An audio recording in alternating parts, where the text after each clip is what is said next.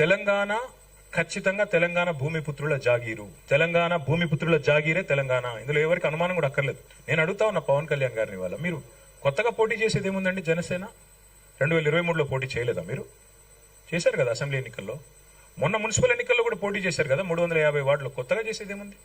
And ఇంకోటి, మిమ్మల్ని ఎవరు ఆపుతున్నారు? 2018లో చంద్రబాబు నాయుడు గారు వచ్చారు, పోటీ చేశారు. 23లో మీరు పోటీ చేశారు. పోటీ చేయండి, ఎవరు వద్దంటున్నారు. కానీ మీరు ఇక్కడికి వచ్చి మాట్లాడేటప్పుడు ఇదేదో ఆషామాషిగా ఏర్పడ్డ రాష్ట్రం కాదు, ఇదేదో అనాయాసంగా వచ్చిన రాష్ట్రం కాదు. వేల మంది బలిదానాలతో రక్తంతో తడిసిన నేల ఇది తెలంగాణ. కాబట్టి ఇక్కడికి వచ్చినప్పుడు 1-2 సార్లు ఆలోచించుకొని మాట్లాడాలి. నేను ఒక మాట అన్నారు, ఆయన అడ్డుకుంటున్నారు. ఎవరు అడ్డుకుంటున్నారు మిమ్మల్ని? ఏదో ఊహాజనితమైన ఒక ప్రపంచం సృష్టించుకొని ఎవరు అడ్డుకున్నారు మిమ్మల్ని? 2018లో పోటీ చేస్తే అడ్డుకోలేదు, 23లో పోటీ చేస్తే అడ్డుకోలేదు, ప్రజలు అడ్డుకున్నారు. మేమేం చేస్తాం దానికి? ఒకటి మాత్రం పక్కా, పవన్ కళ్యాణ్ గారైనా ఎవరైనా సరే తెలంగాణ ఆవిర్భావ దినోత్సవం రోజు వచ్చి ఇక్కడ మేము సభ పెడతాం. అది కూడా గతంలో నేను తెలంగాణ ఏర్పడ్డప్పుడు నాకు ఆ విభజించిన పద్ధతి నచ్చలేదు. ఒక ఆయన అంటాడు తల్లిని చంపి బిడ్డను బతికించారంటాడు, ఇంకొక ఆయన విభజించిన పద్ధతి నచ్చలేదు అంటాడు. ఇవన్నీ ఏంటంటే తెలుగు హైదరాబాదీ అల్ఫాజ్ మే బోల్నా హైతో గుమా ఫిరాకే బోల్నా బోల్తే ఇస్కో. నాకు ఇష్టం లేదు తెలంగాణ ఏర్పడని సీదా సీదా చెప్పక ఉల్టా పుల్టా మాటలు ఎందుకు? ఇది బాగలేదు, అది బాగలేదు. మరి నువ్వు అది బాగలేక ఇది బాగలేక 11 రోజులు అన్నం తినకుండా ఉంటే మళ్ళీ తెలంగాణ ఆవిర్భావ దినోత్సవం రోజు మీటింగ్ పెట్టాల్సిన అవసరం ఏముంది?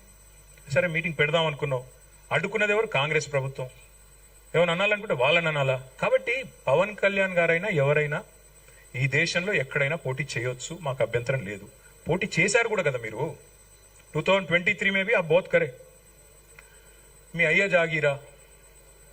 నేను ఒకటి మాత్రం పవన్ కళ్యాణ్ గారు గుర్తుపెట్టుకోవాలి, తెలంగాణ ఖచ్చితంగా తెలంగాణ భూమిపుత్రుల జాగీరు. తెలంగాణ భూమిపుత్రుల జాగీరే తెలంగాణ. ఇందులో ఎవరికి అనుమానం కూడా అక్కర్లేదు. 100%. ఈ నేల కోసం కష్టపడ్డ వాళ్ళు, ఈ నేల కోసం పోరాటాలు చేసిన వాళ్ళు, ఈ నేల కోసం త్యాగాలు చేసిన వాళ్ళు, నెత్తురుతో తడిచిన నేల ఇది. ముమ్మాటికి తెలంగాణ ఈ భూమిపుత్రులు, ఇక్కడున్న 4 కోట్ల మంది జాగీరిది. కానీ మీరు రండి, ఇక్కడే ఉండండి, మీ కుటుంబాలు ఇక్కడే ఉన్నాయి, మీ వ్యాపారాలు ఇక్కడ ఉండండి, ఎవరొద్దన్నారు? 10-12 ఏళ్లలో ఎక్కడైనా చిన్న సమస్య వచ్చిందండి? నేను అడుగుతా ఉన్నా, మా దృక్పథం ఎట్లాంటిది అంటే, వైజాగ్ స్టీల్ ప్లాంట్ ను ప్రైవేటీకరిస్తున్నారు మోడీ ప్రభుత్వం అంటే మేము మద్దతు పలికాం. తప్పు ఇది మీరు చేస్తుంది, పబ్లిక్ సెక్టర్ అండర్టేకింగ్స్ ని కాపాడాలని రిక్వెస్ట్ చేశాం. That is our philosophy.